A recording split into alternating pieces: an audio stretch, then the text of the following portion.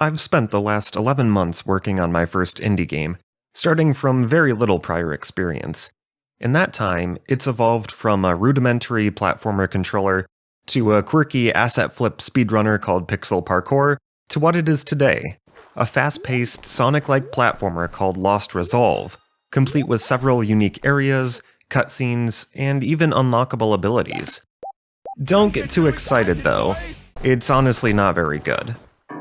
Even if you enjoy the premise of a game that has a heavy emphasis on speedrunning and chaining together movement mechanics, I'm gonna have to burst your bubble.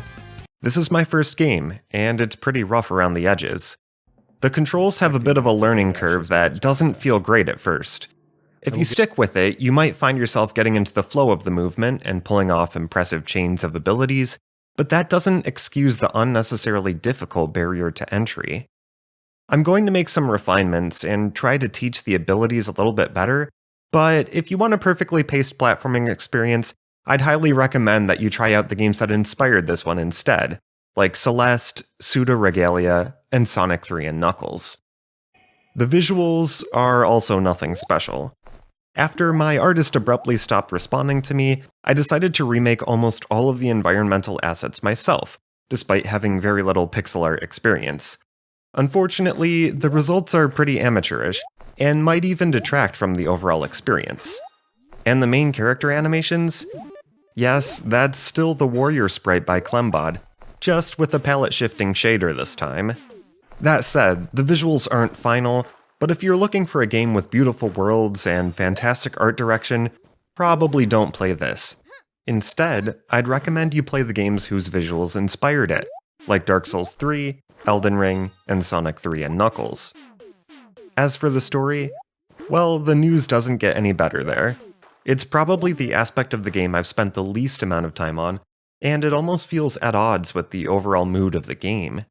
In addition to that, the game's only NPC comes across as condescending, which is equal parts hilarious and sad because that's not at all how I intended it. I'm just a novice at writing dialogue. In fact, I'm planning to rewrite the entire story once the bulk of the game is finished, because in all honesty, it's just bad. Even then, it's unlikely I'll be coming up with anything Oscar-worthy, so if you enjoy platformers with a good story, I'd recommend playing Ori and the Will of the Wisps, Celeste, or Sonic Adventure. So why am I telling you any of this? Simply put, the fact that my game sucks in its present state doesn't really matter. The fact that the game might be mediocre doesn't make the experience of creating it any less valuable.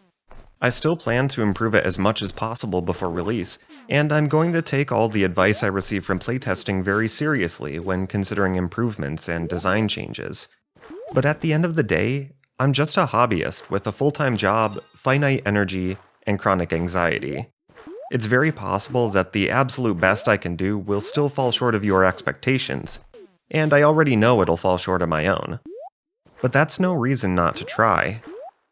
So I'm going to take my mediocre game and continue to work on it, as much as I can without losing my remaining sanity. The final product won't be perfect, but it will be better.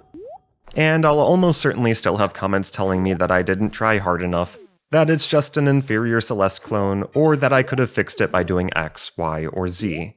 But hey, at least I'm making a game. And however good or not good this project turns out to be, I know one thing for certain. The next game I make is going to be even better.